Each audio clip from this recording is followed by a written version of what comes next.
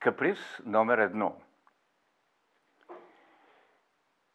Ако някой ден направя кариера, а твърдя, че то е неизбежно, а ако се издигна толкова, че ми зазвънят от всякъде, тогава ще се назнача смъртта за секретарка. И когато вие ме потърсите, тя ще отговаря, че ме няма. Но все пак, поне за малко, не, ще казва тя, съвсем го няма.